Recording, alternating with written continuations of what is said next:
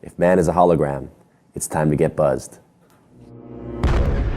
Central Intelligence Agency. It was described by witnesses as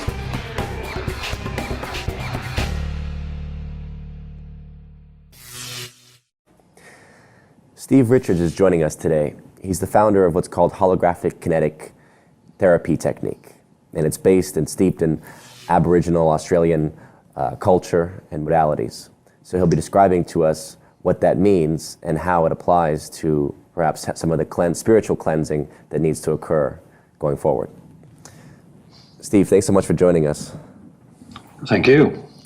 Just want to start out by asking, what is this term holographic kinetics? What does that mean? Man is actually a hologram of time. And if you have a look at a hologram, it consists of millions of little fractals. But every fractal is a hologram of the same as the. Now what happens with man, his thoughts become thought forms, become life forms. They become part of a fractal. Once they're locked in, what does a fractal do? A fractal reproduces itself for its own survival for the whole hologram. When you can unfold time and space on that fractal and you can change it, it then changes the hologram.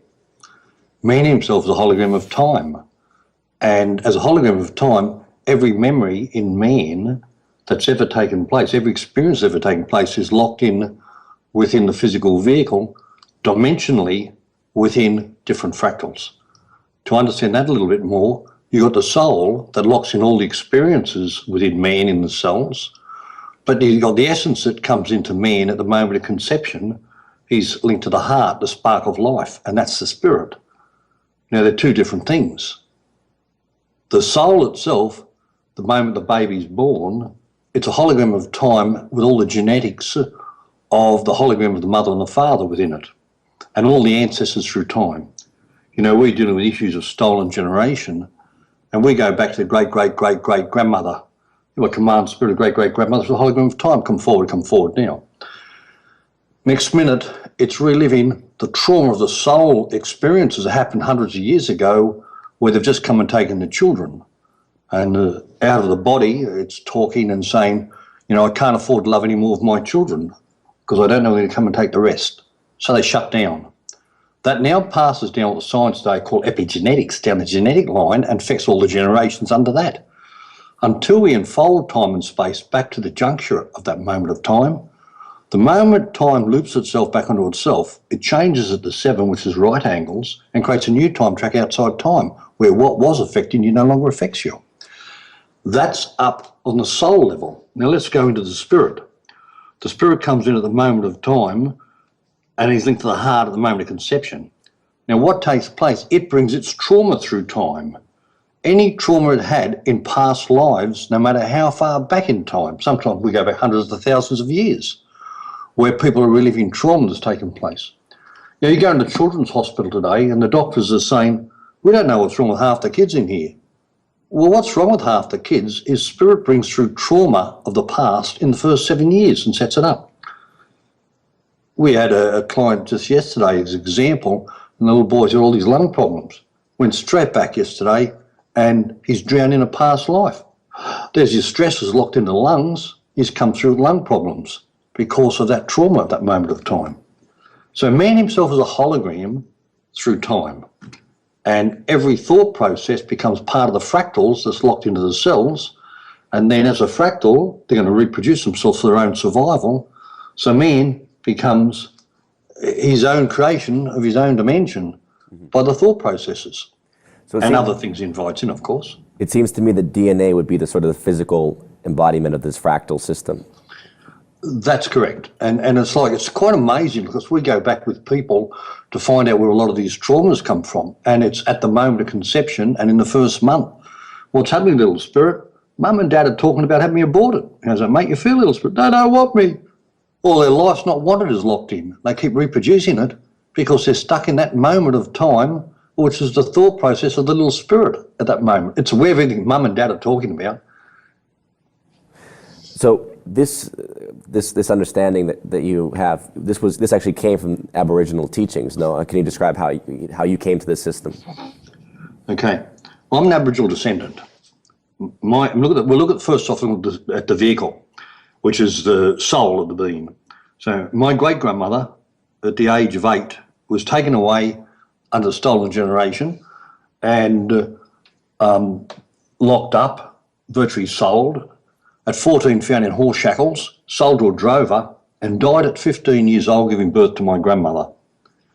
My grandmother was brought up in a cattle station, very well educated by the church, but the maids, the butlers, the gardeners, all took her under the wing, and they taught her the old ways. Now, as I'd growing up, my grandmother would talk about the old ways, and that had started triggering off more knowingness and memories in me. Let's go to my spirit now. As a 4-year-old, my mother sat me down and wanted to know how I knew these things were happening, because I was telling her things that were going to take place in the future before they happened, and they came spot on.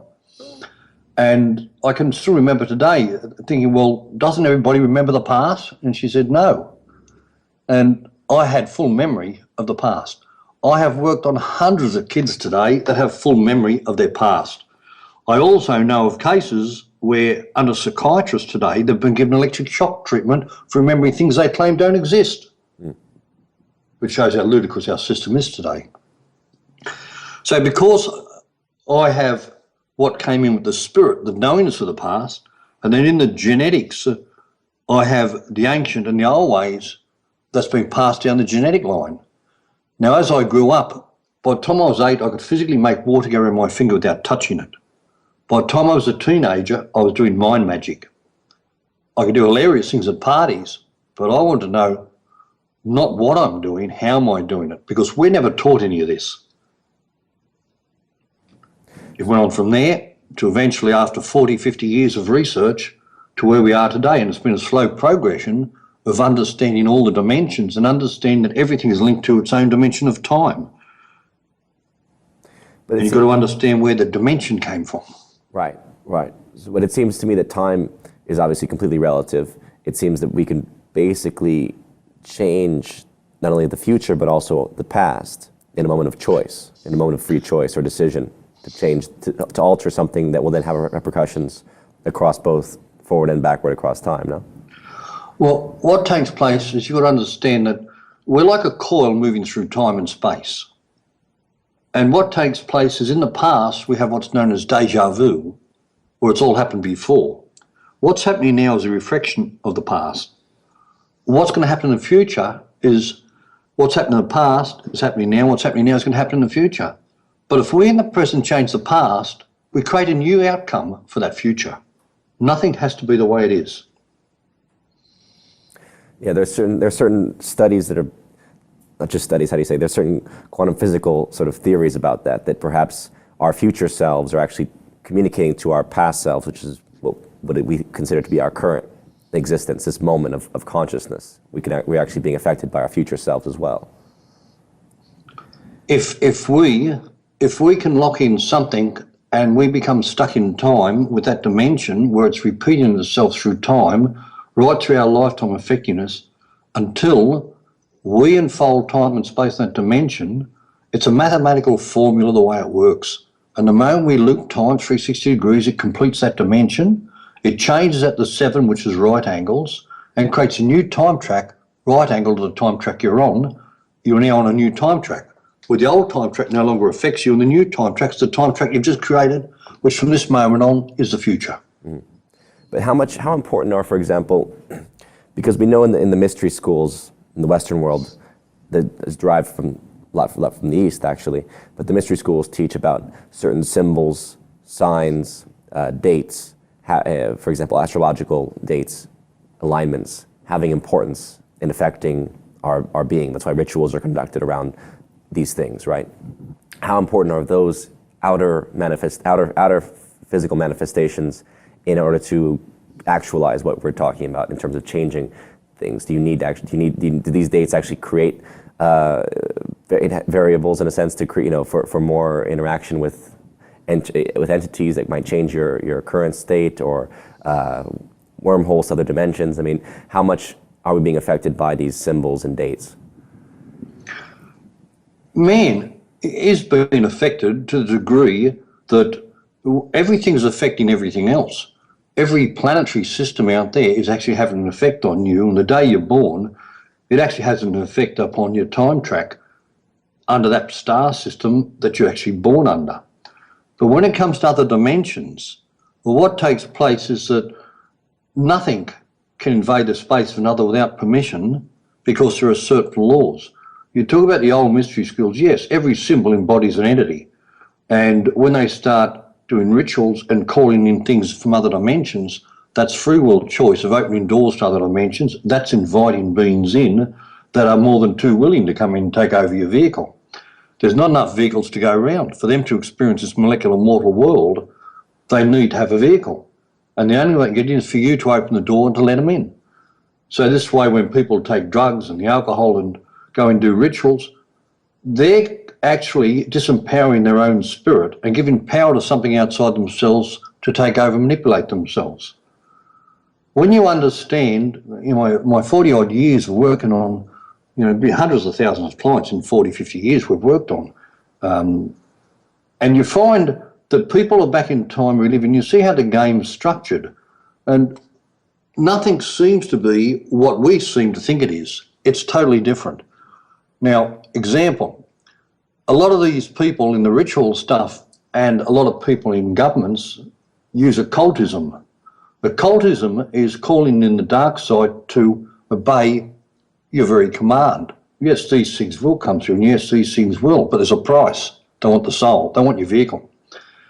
The key is, and what we've got away from, is Aboriginal culture for 60,000 years was aligned with nature. It knew that everything's alive. It knew the trees are alive, the rocks are alive, the plants are alive. Every living thing has a life form known as a spirit. And by communicating to that spirit by acknowledging will acknowledge you, and they communicate. They didn't go out with shopping baskets when they went hunting. They'd go out with absolutely nothing. Spirit of the tree, tell them where the water was. They communicate the spirit of the animal. They'd ask an animal to donate itself. That spirit would donate itself. It moved to a higher octave. In other words, it could incarnate now into something else that spirit could. And it's cycles of time with everything moving through time and space, but also taking on different forms. The moment we, through occultism, call something in, we disempower that spirit and we give power to something outside ourselves. What I see today is so many people out there giving power to things outside of their reality, which then makes them part of their reality, and disempowering their own spirit, not acknowledging their own spirit.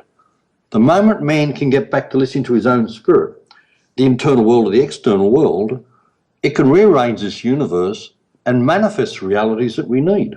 Whereas man is going from the external world to the internal world by bringing things into his reality. Do you think that this loss of that connection that the Aboriginal cultures had to nature, to spirit, was this caused because of occult practices, that basically a hierarchy was formed basically of powers that were using occult practices, bringing in these, as you mentioned, entities or whatnot into our reality that basically obstructed that natural relationship that we used to share? Well, again, it's twofold. Twofold to the degree that we've had many other beings, external beings from external realities, come into this dimension and then try to manipulate this dimension, this world, for its own agenda. Our world has been controlled by other forces, which it has been for thousands of years. But those other forces, if you go back and you look at in nature, at all the Aboriginal cultures around the world, whether it be up in the Inuits of Canada or Alaska or your own American Indians, or whether it go back into Ireland, they did the same thing. The English themselves, when they moved in to England, they took away the children and they had the stolen generation there. This was about the children no longer having the knowledge passed down to them of the internal world. With stolen generation here in Australia, they took away tens of thousands of children, and that would traumatise the spirit of the child. It would traumatise the spirit of the parents. It would traumatise the spirit of the community. When the spirit's traumatised, that gives other beings access to the vehicle, or the soul, in other words, to manipulate. It's a game. It's an interdimensional game that's been going on for thousands of years. And man has just been stuck in the game, playing the game and running the game that they've set up. Right. But what kind of beings are we talking about that have set it up? I mean, people talk about reptilians, they talk about aliens, gray aliens. Are these interdimensional entities, essentially, that people assume to be alien? You've got extraterrestrials, extradimensionals, and interdimensionals. Extradimensionals, the greys, they're extradimensionals. They've come in here. You've got the reptilians that are interdimensional. They're on another dimension. This used to be their world till what I call the billiard ball effect, and that is that our planet about 1 million years ago had a collision. I didn't realise this until I was in New York at the Geological Museum, and in there it states scientists are aware at one time the moon bounced off the Earth. Well, I've had 17 beings go back screaming in trauma as we had 11 aboard massive UFOs waiting and watching, and the rest were stuck on the planet as this planet was coming in and collided with the Earth. When it collided, it created what I call the billiard ball effect. We moved to a different time-space location. When that happened, the beings that were here, because of their dimension, they're here still on another dimension when they've come back. We don't see them because we have been genetically engineered into this new dimension that the billiard ball effect has created. It's a whole new dimension as we move through time and space and settle down where we are today. Now these beings, and I believe they are draconian beings that are actually manipulating and running our world and have been for thousands of years through all the rituals. We go back with clients that have got massive stuff attached. And one thing I understand is anything that's attached to a person, whether it be a spirit, whether it be an entity, whether it be a draconian, a gargoyle, the winged serpent, there's so many different beings out there. But nothing can get in unless you let it in, and everything attached is attached to a dimension of time. Where did it come from? We have to find the dimension it first came in back in time. We've got to unfold time and space on that dimension, change that dimension back in time so it never takes place, and they can no longer come through time to affect that dimension. What we've found is that there is law, L-O-R-E, which Aboriginal culture lived by for 60,000 years. But law is actual Aboriginal, it is universal knowledge of how the universe works. I believe it's a safeguard mechanism in the universe as an equal opposite to occultism, where occultism is bringing in beings from other forces, and once that takes place through rituals, then you've got one of the laws, and that is, he who enters the game of another is subject to the laws of the game. He who's born under the dimension of another is subject to the laws of the game. What's that mean?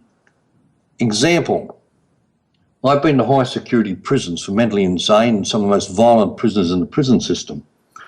I've got a case here with a man himself. The guards think it's a great joke because what we're doing, and they think no way in the world you can change this fella. Anyway, we get him on the table, get permission to work with him. He goes back. His mother and father, alcoholics and drug addicts, and he knew nothing but violence all his life. He was born under that dimension. That's all he knew. But the moment we unfolded time and space and put him outside of that dimension, you couldn't believe how humble with gratitude the man was. He didn't want to be that way, but he was that way because he was born under that dimension. Now, when you take occultism and you start to enter these dimensions, then you're governed by the laws of these beings that are coming through from those dimensions. You're now in their game. You're not controlling the game anymore. And when these things start to shapeshift at some of your rituals, then you've got these guys that are packing it. What's that? They're now stuck in the game. What did you say? They're packing it? Packing it. What does that mean? Shit scared. So you're saying basically these beings attach, they attach to people, and then what happens when the person dies? Has the soul already been evicted, and basically the being just carries on to the next incarnation? What it means is that when you die, he has the born rights to your vehicle of the future. He'll be coming through in the vehicle, and you're in the back seat. You're no longer driving the vehicle. Mm-hmm. And so the most common, you would say, the Draco reptilians are the most common sort of entities to take over? They're the hierarchy that are manipulating. There are many different extraterrestrial beings been here. There are many interdimensional beings that have come through here. But the hierarchy of them at present is the draconians, the winged serpents, the hierarchy above that. If you go in the biblical part, it says the dragon and serpent of old is Satan, the devil himself. Remember, Satan was a fallen angel, a winged serpent. Thank you very much. Mm-hmm. But not all the beings that are entering this dimension, let's say from, as you said, extraterrestrial and extra-dimensional, they're not all negative. Well, let's just go back now and let's do a little bit of common sense.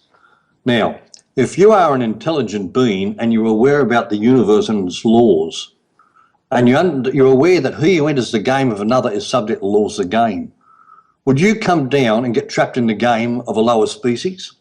No. Thank you.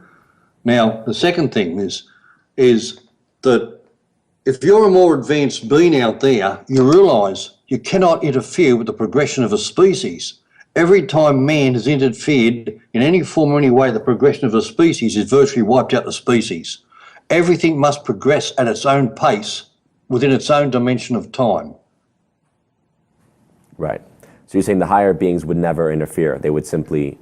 That's correct. Would they even observe? They're off planet observing, watching what's going on. They won't enter into the game because they won't interfere with the species of another because it's a violation of law. The beings that do come here they have their own agenda. They want the vehicle for the future. So what is man doing here? Why did our soul, did our souls descend from a higher consciousness into a lower consciousness, or are we evolving souls that are looking to try to make this ascension to a higher place? Man originally, if you go back in time, and even the old biblical part, the Sumerian texts, it'll talk about the genetic engineering in the Garden of Eden, we call the Garden of Eden, and it'll talk about genetic engineering of man. It wasn't till Adam, the Adama, and the Eve mated in this time-space location that they created a new molecular mortal species, and that was man, the molecular structure in this dimension of time. Remember, we'd moved through time and space after collision into a new different location of space. The beings that were here are still here on another dimension, but the manipulation of man, there's a program in the genetics they've put in of amnesia. The moment your spirit came in down to take a vehicle, it dropped into amnesia. I mean, right now, for your whole audience, I'd like your audience to stop for 1 second, and I want the spirit of all of the people out there listening to awaken from your amnesia. Your spirit is aware of everything that's ever taken place. The only thing is, it's not aware of the entrapment that it got trapped into when it came here. And why is that, though? The entrapment you're saying was conducted by the reptilian species? Well, let's go back once more. And in the old records of the past, they're digging them all around the world now, or the joints, skeletons they're finding. The old biblical part talks to Nephilim up on the earth. And after 144,000 years, the Nephilim uprised and went back to where they came. Well, that tells me after 1 to the square to the cube, from the invisible world to the visible world, and at the end of the 3 dimensions, the past, the present, and the future, a new conjunction takes place, and they went back to where they came. They need a new species. So then they genetically engineered what was known as the Adapa, big, solid beast. He's not yet of molecular structure. He couldn't think for himself, and he was known as an Adapa. Today, we can call him Yowie, Sasquatch, Monolith, Snowman, Yeti Man, Dagobi Man. The Aboriginal will tell you, never catch a Yowie, mate. He's there 1 minute, gone the next, because he moved between dimensions. The Yahweh. He's not yet of the Yowie, yeah. And he's not of molecular structure. It wasn't until the Adama and the Eve mated in this time space to correct a new molecular mortal being, man, in this dimension. Mm-hmm. So we were cut off at that point because of the sexual... Man was purely simply here. So when these beings went back out into space, 3,600 years later, when they come back here, these beings... And if you remember, originally it was, they'd put in the kings and the queens, the lords, the ladies, the masters, the servants and the slaves. And the structure was most humans were slaves to do the mining operations here on the earth. Mm-hmm. But does that come from also, aside from the Sumerian texts, does that come from the lore, of the Aborigines as well, or from the soul memories that are picked up from your clients and whatnot? When you've dealt with hundreds of thousands of clients and you've gone back in time, and I'll just give you an example here. I had 17 clients that have gone back. So one of the cases I heard screaming at one of the big centres we were doing, I come in and this woman's just hysterical. We access straight in, bang, bang, straight there. She's back there over 1 million years ago and she's watching this planetary system coming in to the Earth. She's screaming, couldn't get off planet because there wasn't enough craft to take people off.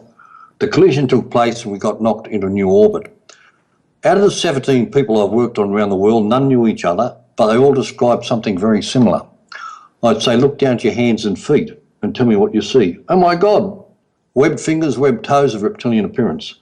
This was a reptilian world. And when you take a planet, the distance from the sun multiplied by the speed of light, you get its time-space location, which governs the spin of the electron around the nucleus. Like attracts like, and there's your atomic structure, there's your molecular structure of that dimension. I look at every planet out there and believe there's life in every planet on its own dimension.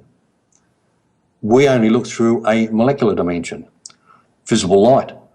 When you go to the astronomies and you look out into space, what do you see? Galaxies and planets. But when you look through the infrared telescopes, you see whole galaxies that exist that we don't see with the naked eye in other dimensions. Mm-hmm. So it's interesting. So you're saying, so we were basically the beings that were here were reptilian, and then because of a shift in space-time, we took a different form, or because of the genetic engineering, we took a different form into this current... The moment we moved to a different time-space location, this became a world without beings. The other beings are here in another dimension, but now, as this world has moved to a new dimension, they then had to mine, they had a whole new world to mine. Mm-hmm. So other beings came down, many beings. I mean, if you go back in time, and there was dozens, and the old biblical part in the early books where they haven't taken out, it mentions all the different beings that were here upon the earth. Mm-hmm. But their own agenda. Right. So ultimately, though, what you're saying is, despite the agenda of the various entities that are working to keep the trap going, to keep the game going, and using basically us as vehicles for what? For purposes of entertainment, food, energy. I mean, ultimately, what do they get out of it? As you said, why would you, as a being, want to incarnate into this physical form? Humans are a wonderful machine, if you want to put it this way. You know, we can create emotions that create energy that can actually feed other dimensions. Yeah.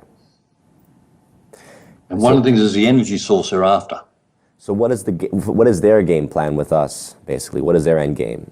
How would the future look if they achieved their will? Well, right now, I question some of the chemtrails that are going out there. I say not only are the chemtrails putting all this rubbish in the atmosphere, but are they trying to change our atmosphere?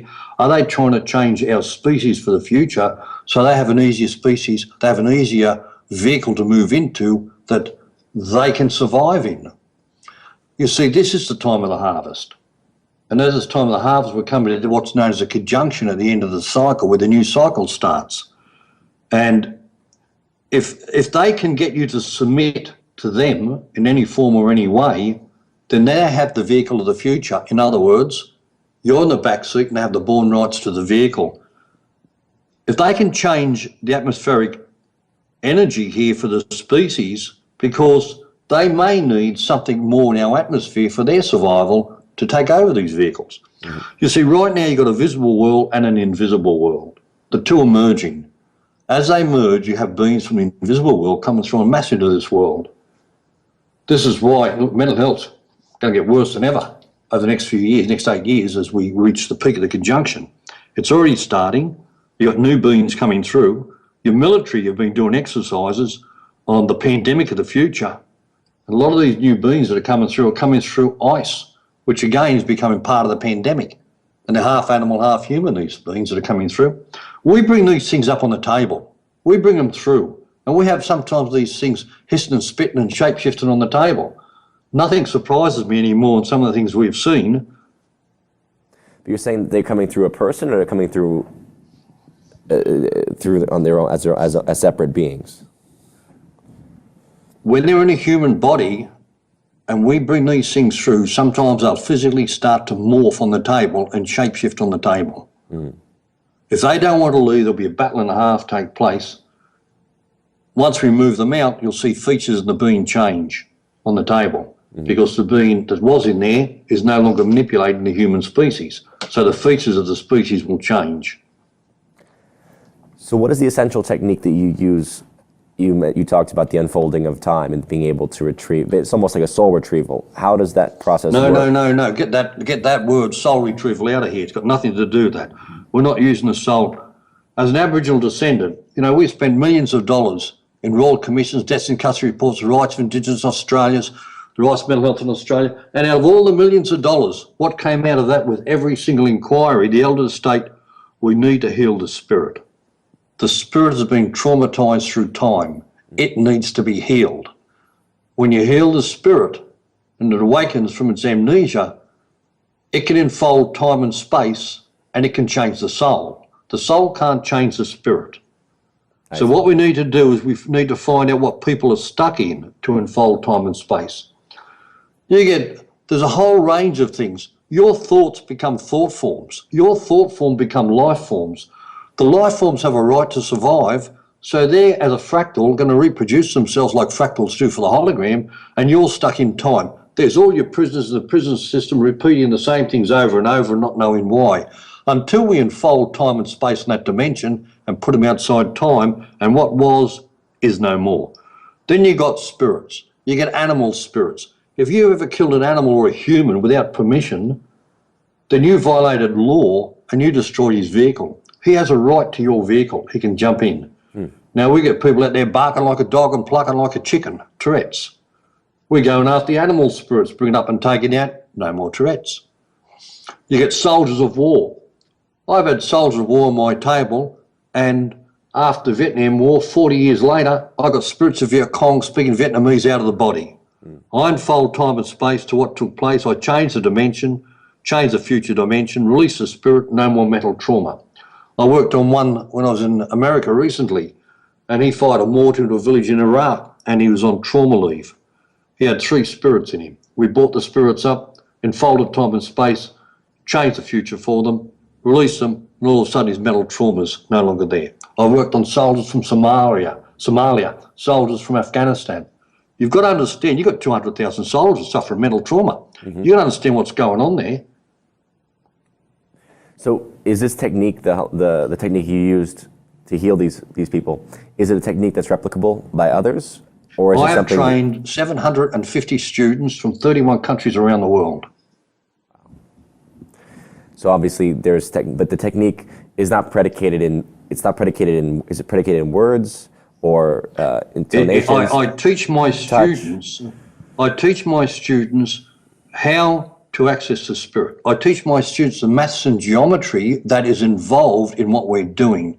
You've got to understand how to apply the proper maths and geometry, otherwise you can become a victim of these beings. Right. You've got to understand how to control the game, so you're bringing these beings into your game, now you can deal with them.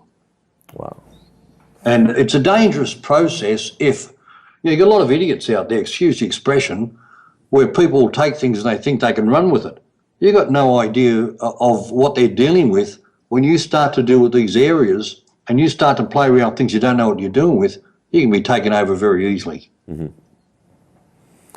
So ultimately, it seems that your philosophy, what you're trying to urge people to do, is to reclaim their self, their internal life, as opposed to being constantly feeding into the external reality and giving their energy away to external things. As you said, those external things are then brought into their internal life and affect themselves without them realizing it.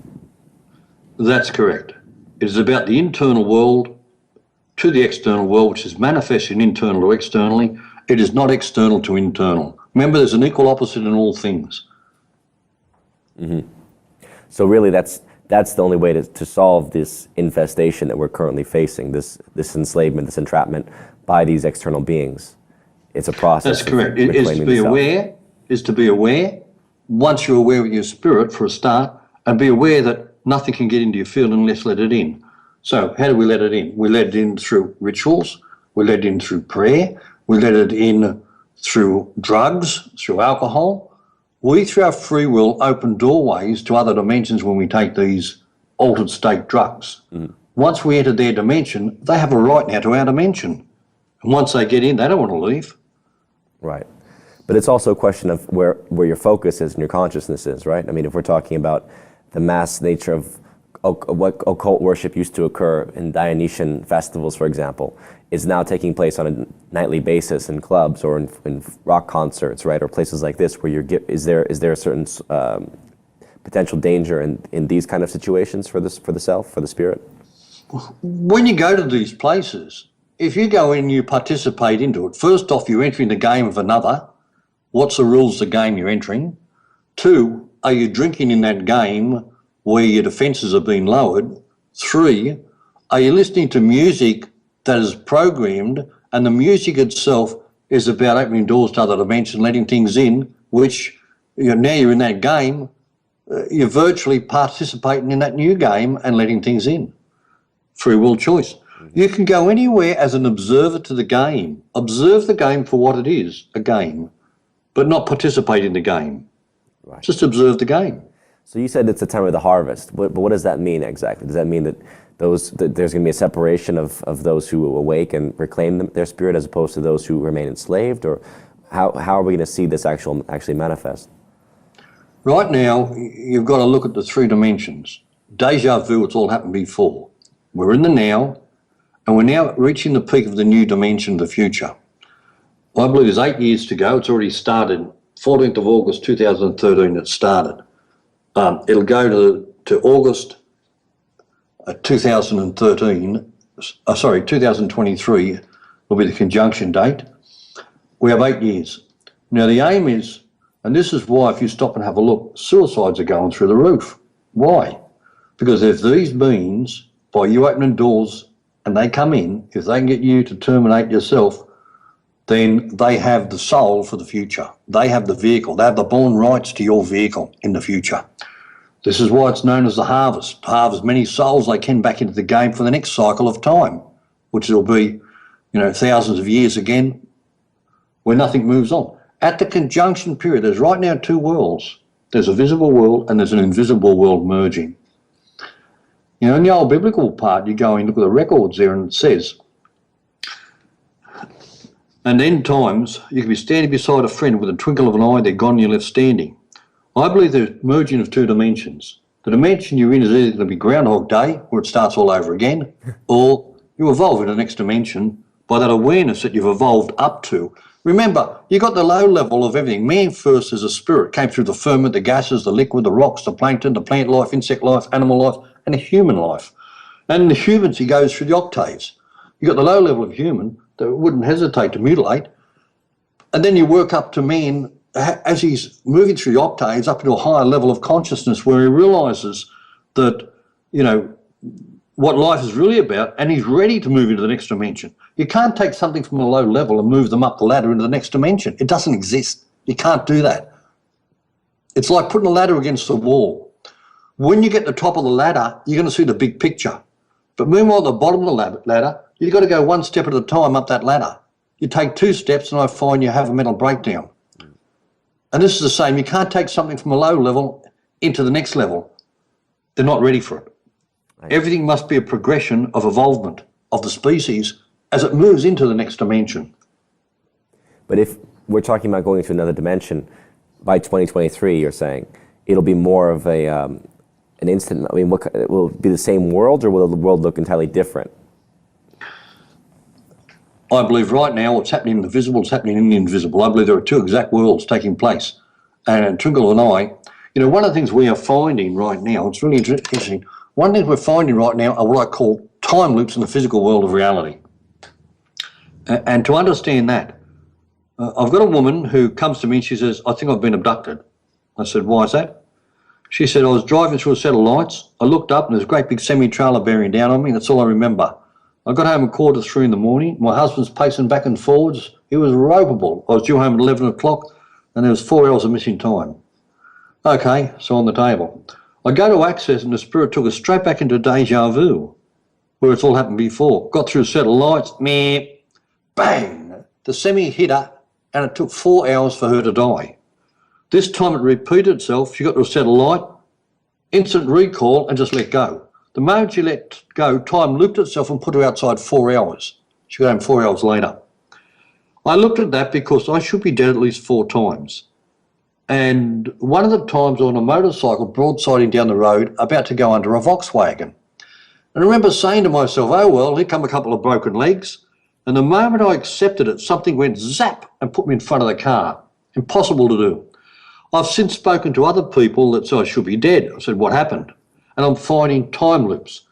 Now, I've got a video there in Russia at an intersection where the video in the car is following the car in front, and all of a sudden in front of the car, a car comes from absolutely nowhere, out of nowhere, just continues the journey. As if in the past there was a major accident, people mostly have died, but all of a sudden time looped itself and it continues on onto the dimension where it was meant to be for the future. When we unfold time and space on dimensions with people, the moment they accept what's taken place in the past, it instantly loops time, puts them outside time, and changes the future cycle of time. It's just another level. Right, and so this is the point basically of us almost answering to the past, cleansing ourselves, if we're open to it, cleansing ourselves of it, so that we can then start afresh come 2023. That's correct. One of the things that is very important to understand law, and this is why Aboriginal culture, didn't need to sign contracts. It nodded its head because that was its agreement under law. What would take place is man is responsible for his thought, his word, his deed, and his actions. But if any time through the past you've harmed another, then I can guarantee you're going to come back to experience the same thing upon yourself. Only then will you understand the dimension that you've created as a reality, which affects all the other dimensions. Only then can we be brought back into balance. Mm-hmm. The universe doesn't pass judgment. It says if you want to go to war, mutilate and kill, that's fine. But you must experience what it's like to be mutilated and killed because you created that reality and it's affecting other realities. Now, once you've experienced it, do you want to go down that road or do you want to make changes? And the moment they make change, the universe says, well, that's great. Now we can have balance. Mm-hmm. So it's almost the ending of karma in a sense. We have to bring that karma from the past to its conclusion. You have to suffer through your consequences, and then it can be rebalanced. That's correct. Not all karma is universal law of compensation to compensate for your imbalance so you can bring it back into balance. Mm-hmm. And you don't always have to go through to experience it. If you're genuinely remorseful for what you see and what you've done, then the universe itself, if you're genuinely remorseful and you're prepared to let go of it, says, okay, and it'll deal with it. It's about spotting what it is you've created. I find a very interesting thing with the people we've worked with over the years. If something happens to a child in the first 3.5 years, well, the first thing is, why would an innocent child have to come back to have these issues? We then go back in time and space to show the child, or show the person, I should say, what they did in the past that they had to come back as a child to experience upon themselves. The moment they see that, time can loop itself and put them outside time. So generally speaking, it seems you're optimistic about where we are going, the sense that there is going to be a definitive break, a new cycle that we're entering, so that no matter what, even though some will be left behind, ultimately we are approaching this. It's a definitive break in time. You cannot avoid it. That's correct. And it's just, look, the universe doesn't care whether you hang on to something for 1 second within its dimension or for 1,000,000 years within its dimension. It doesn't care. It's only a dimension of time, that's all. It makes no difference to the universe. It's up to you. Do you want to hang on to something for 5 seconds, or do you want to hang on to it for lifetime after lifetime after lifetime until you're prepared to look at it? Right. Steve, thank you so much. I want to direct our listeners to your website. It's holographickinetics.com, right? Is that where they can go for more information? www.holographickinetics.com, correct. Absolutely. So they can go and also if clients want to book an appointment with you, is it only in person? I prefer in person. I work with a lot of kids by surrogacy work we'll do, but I prefer people to experience their own experience to understand what they did to create it. Why should somebody else do all the work for you and you do nothing and you don't see what you created? Oh, right. No, so I prefer not to do Skype or phone. It's basically in person. Yeah, but I have students in, as I said, from over 31 countries around the world. Oh, so fantastic. So people basically hopefully reach out to you and potentially connect with some of your students if they want to experience this for themselves. That's correct. Fantastic. Well, thanks again for joining us today and talking about these fascinating topics, and hopefully the people can go to you and actually experience what you're talking about firsthand, so they don't have to rely upon your word to understand that these things are very real and present. Oh yeah, look, as I said, we've worked on over 100,000 clients, I'd say, in the 40, 50 years of doing this, and our research keeps going to new levels, and we're showing different things, and you know today we understand that nearly everything's alive. Everything's alive. Every injection you've ever had, every drug you've ever taken is alive. Everything seeks its own survival once it's in the vehicle and wants to take over and run that vehicle. Yeah. No, it's fascinating to constantly reassess and revolutionize essentially our own thought process, to understand that, as you said, there is no end to the past. It's still living in some form and still affecting us. And will continue. Exactly. Well, thanks again for joining us, and we'll hope to speak with you again soon. Yeah, more than welcome. Thank you. Thank you, Steve.